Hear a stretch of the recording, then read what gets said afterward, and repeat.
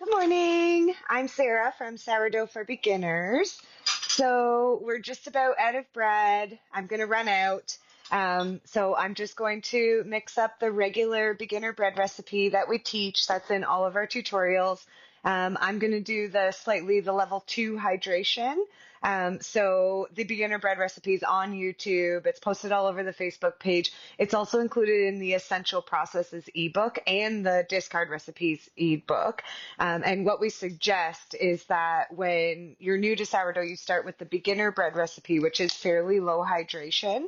And then once you've mastered a couple of really good loaves and gotten yourself, comfortable with making bread, then move up to a slightly higher hydration. So higher hydration, a little bit more water and starter in your dough is going to give you, a lighter, fluffier loaf, a little bit more air bubbles, a crispier crust. So the only reason we say start with low hydration at the beginning is just because it's easier to manage. So here's my starter. It's nice and active. It's ready to go. So I'm going to tare my scale to 0 with my bowl on top, and I'm going to measure 200 grams of starter into my bowl. So the recipe calls for 200 grams of starter, 700 grams of water, 1,000 grams of flour, and 20 grams of salt. And this is going to make me two doughs that are approximately 1,000 grams each. So now that I've done using my starter, you can see I have this much left in my jar. So after I've mixed up the bread, I will refeed the starter. So now I'm going to tare my scale back to 0 again, and I'm going to put 700 grams of water in. And I'm just using regular tap water. What I always say is if you would drink it, then it's fine to use in your sourdough. All of our tutorials, everything we focus on is keeping it super simple. I know there's lots of stuff out there that says that you should be using like specific types of tools or specific types of water or flour or anything else, but I don't buy into that. So here we go. So my 200 grams of starter is in here. My 700 grams of water is in here. And now I'm just going to use a whisk to blend my starter into my water. And I'm just going to keep whisking until the starter is fully dissolved. It'll end up looking kind of like milk when we're done. And then after that, I'm just going to add my flour and salt right on top and get it mixed up. If you've got any questions, the way it works with these lives, you can just post it right in the comments, and I can see them coming as they come in, and I can answer them for you. All right, so my starter is fairly well blended into my bowl here. So now I'm going to tare my scale back to 0 again and add 1,000 grams total of flour. So I don't have very much spelt left. I use this Bob's Red Mill spelt, and I use regular all-purpose. So I am going to just dump what's left of this in and then top it up with the all-purpose flour. So that was only about 88 grams of spelt, but that's what I have left. It's almost grocery store day. We're starting to run out. My flour is also quite low too. I think there's only about 1,200 grams left in here. So I'll be going to the grocery store later this week. So I'm just going to top this right up to 1,000 grams of flour. You don't have to have a scale. We actually have a cups version of this recipe available for beginners. I like to use the scale because I think it's easier. I can just dump my flour straight into the recipe and go. So now I'm going to add 20 grams of salt. Sometimes with these scales, you have to push them twice to get them to go back to 0 because it'll first go to what it last remembered. So just make sure before you start pouring that you're always back at 0 so that you're getting the right measurements. Okay, so there we go. I've got 200 grams of starter, 700 grams of water, 1,000 grams of flour, and 20 grams of salt. So all I usually do is just take my spoon and sort of blend the two different flours and the salt together on top just until they start to, sort of mix in. And then I use my spoon to stir the dough until most of the water is absorbed by the flour, and then I'll finish it. So what are the essential processes? What we say is that beginners can make sourdough a lot easier by just following the basic essential processes at first until they get comfortable with the dough. And then after they're starting to get some decent loaves, they can start adding, either more advanced or optional processes. So an example of a more advanced process is a higher water content, a higher hydration. It makes the dough stickier, a little harder to work with. Sometimes it makes it rise faster. So that's an example of an advanced process. An example of an optional process would be cold proofing. Cold proofing does great things. It adds flavor to your dough. It makes it so that you can do some good timing with your bread. It allows the gluten to continue developing in the fridge overnight. But the thing with cold proofing is that if you made a mistake early in the process, if you overproofed your dough or your mix isn't quite right or you didn't build enough strength during stretching and folding, then cold proofing is only going to magnify the issue.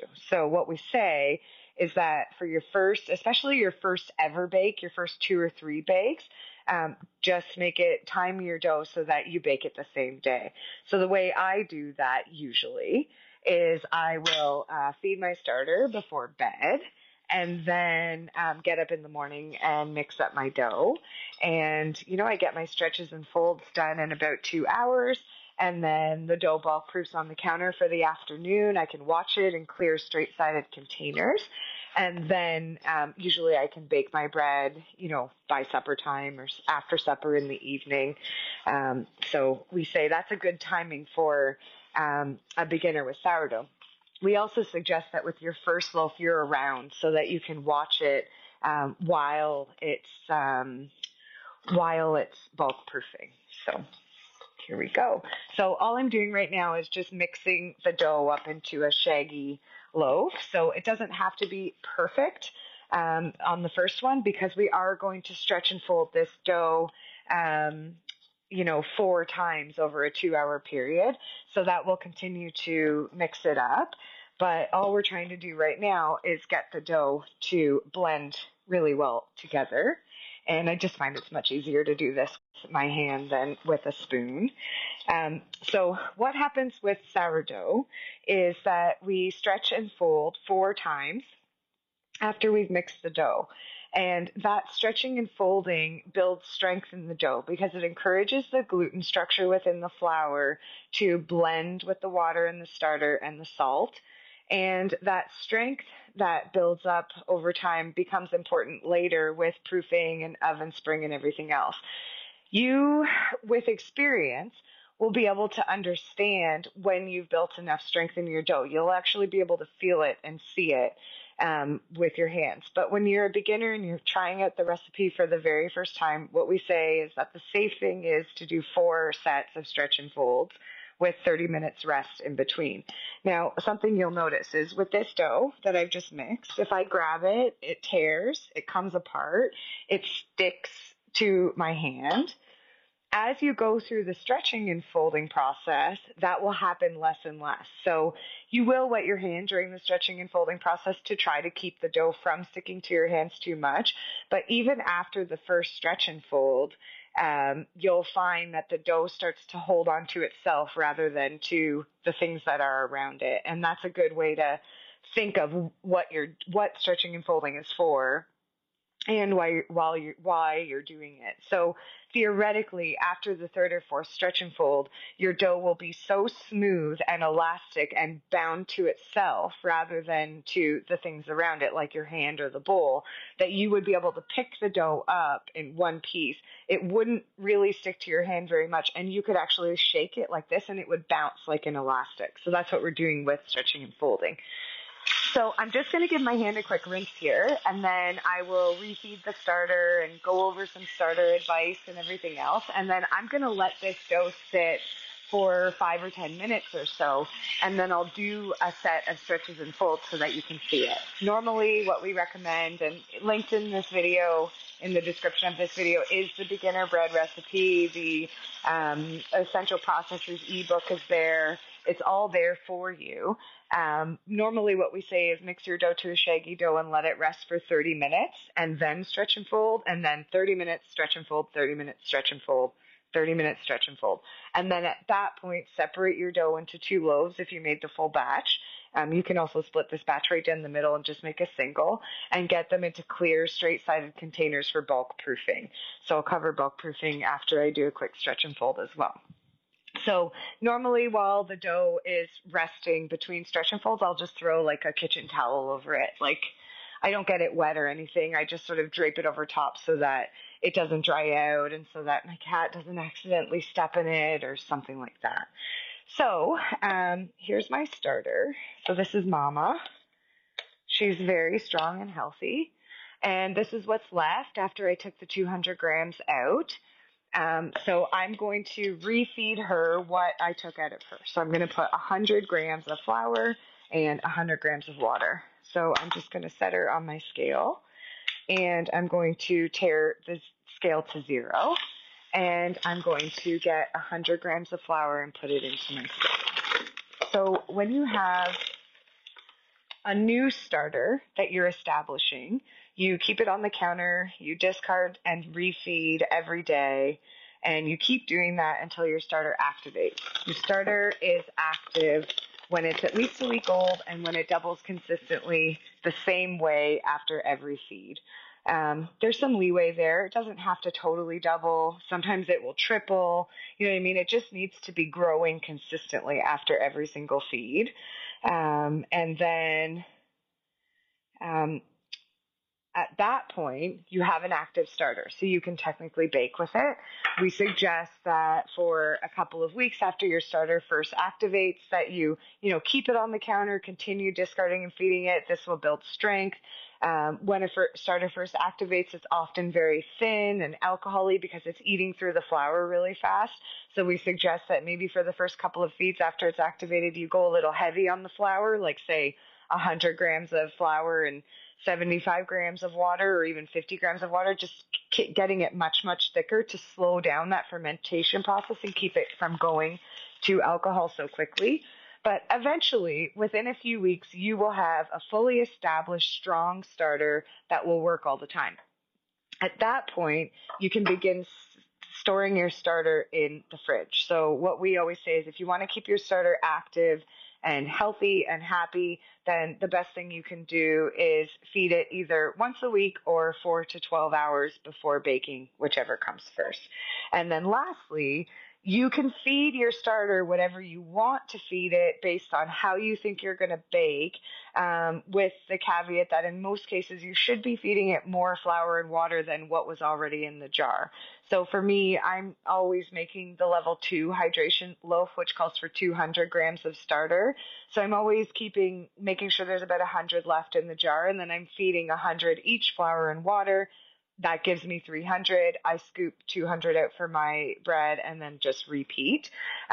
If you're going to start with the beginner bread recipe, then you can build your starter using 60 grams flour and water every day until it activates. And then if you have 60 grams of starter in the jar and you feed it 60 grams of water and 60 grams of flour, that gives you the 120 grams of starter that recipe calls for. So once your starter is established, you can sort of adjust the feedings to match how you think you're going to bake. Someone like me, I bake quite often, so I actually keep 2 starter jars going so that if I really wanted to bake a lot, then I could do like a double batch, and the only reason I keep 2 starter jars is just to make sure there's enough room in the starter. We suggest, we very firmly stand by the belief that a sealed lid is the safest thing that you can do with a starter. I know there's lots of stuff out there that says that you should have a loose lid or a breathable lid because the starter needs yeast from the air. The reality is that my starter is a testament to just that not being true. When you open your starter to feed it and you open it to bake it, it does get some of the air around it in there, and that may or may not be helping it. But I do know that with a sealed lid, your starter will continue to grow. So you just want to make sure you have a nice big jar to make sure that there's room in there for it to double and for some gas to escape and everything else, so that you don't have to worry about your starter overflowing. The reason we sort of believe in a sealed lid is because we think it prevents mold and fruit flies. So I always say not all starters that mold had a loose lid. And not all loose lid starters do mold, but when we're in the big Sourdough for Beginners group, that's the forum, what we find is that the vast majority of starters that we troubleshoot that had mold, like I would say somewhere around 90%, were using the sealed lid method. The person started again, the loose lid method. The person started again, used a sealed lid, and sure enough, the starter didn't mold. So it's just sort of the safer thing to do. So I'm just going to add 100 grams of water because I already had 100 grams of flour in there. And then I'm going to just give this a good mix, get it stirred up. I'll show you the consistency. Starters start out really thick right after you feed them. And then as they ferment, as they eat through the flour, they get thinner. They go more liquid. So one thing you may have noticed if you've been following for a while is that the beginner bread recipe calls for 120 grams of starter and 680 grams of water.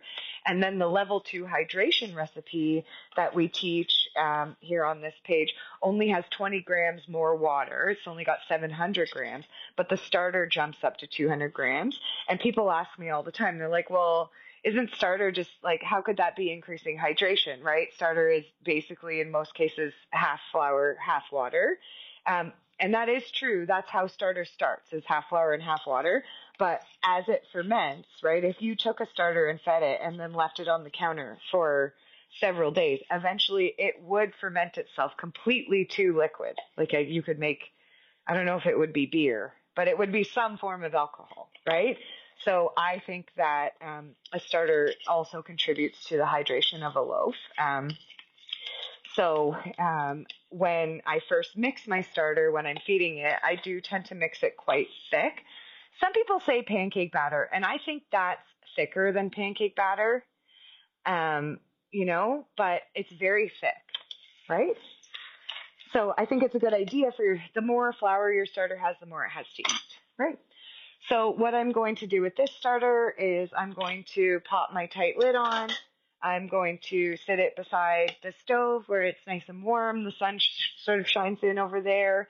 I'm going to let it double. And then because I bake every 2 or 3 days, I'm just going to pop it in the fridge doubled. So I'll just show you that other one again. So this one went in the fridge doubled. And as long as I bake within 2 or 3 days, I'll actually pull that starter straight out of the fridge and not refeed it and just dump it straight into bread. If it's more than 2 or 3 days, then you probably want to make sure that your starter is freshly fed. So another way to manage a starter is, if you're keeping it in the fridge, is take your starter out 4 to 12 hours before you bake. Keep a small amount. So keep your 50 grams or 100 grams or whatever it is that you decide to keep, right? And keep that in the fridge, right? And then when you're ready to bake, feed it 4 to 12 hours before you bake. Wait for it to double. Bake with it either at or after peak. The longer past peak you go, the more sour flavor you get. Usually feeding before bed and baking in the morning is fine.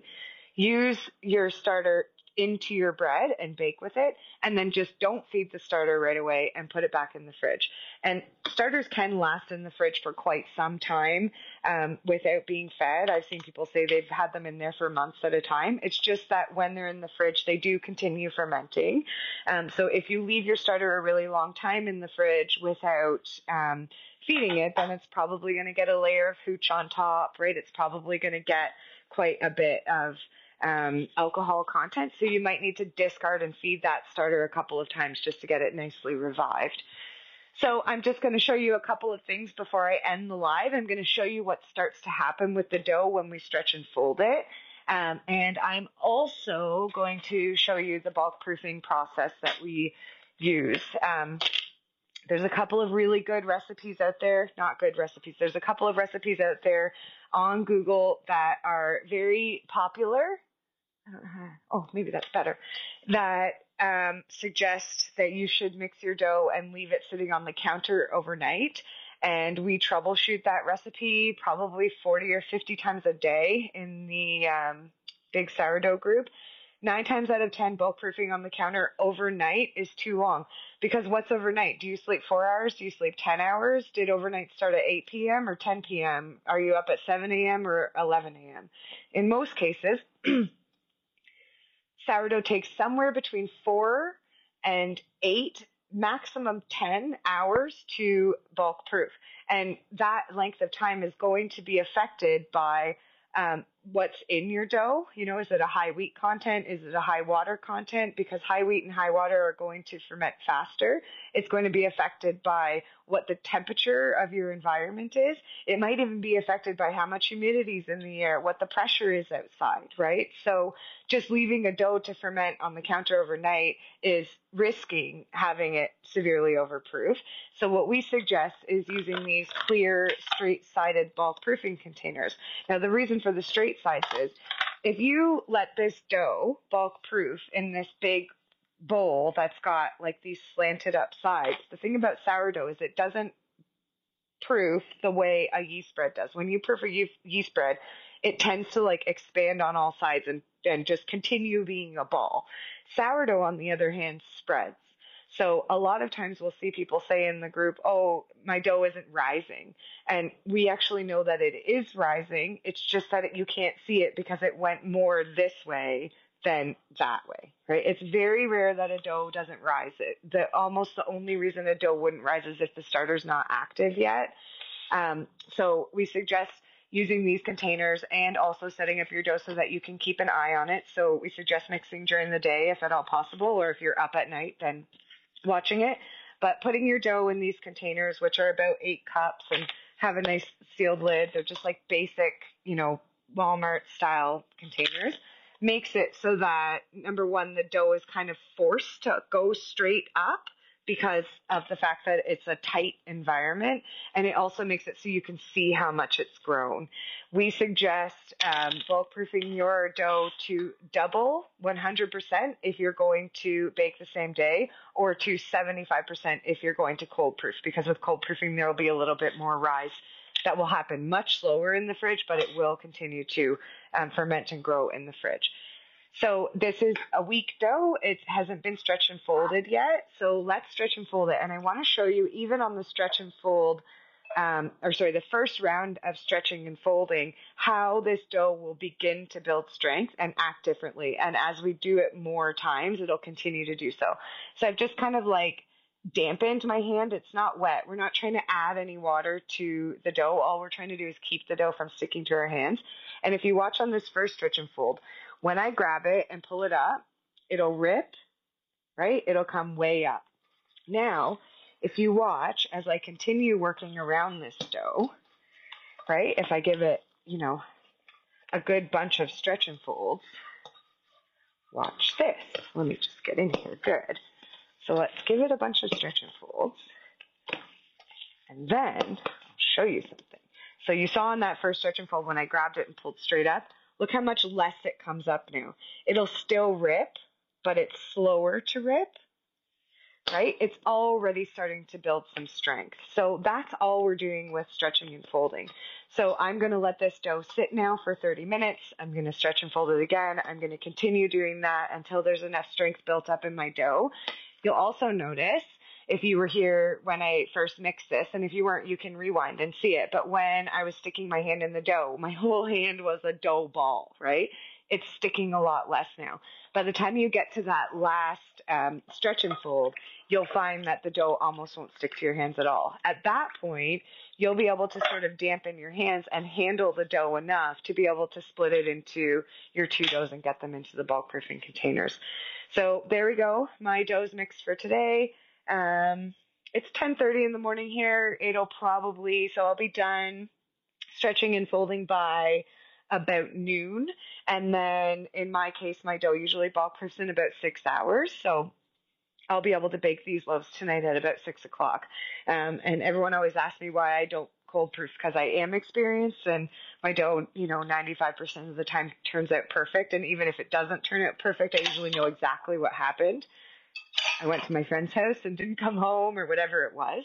Um, but I often don't cold proof because I need my bread. So we're down to like this much bread left and we eat it. So by the time we're done supper tonight, we'll be completely out of bread. And the next couple of days, we've got lots of people here. So I need to make sure I've got these loaves ready, A, so that we can eat it, but also B, because there's people here, I'll be too busy.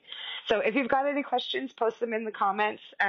Definitely check out the description of this video. The beginner bread recipes there. The essential processes book is there. The YouTube beginner playlist is there. And that playlist kind of has everything in the order you would need. It's got the beginner bread recipe. It's got the level 2 hydration. It's got the beginner recipe converted into cups. And it's got like a bulk proofing video and a stretching and folding video and a pre-shaping video and a shaping video, a baking video. It's got sort of like every step of the process there. So it'll really help you as you go.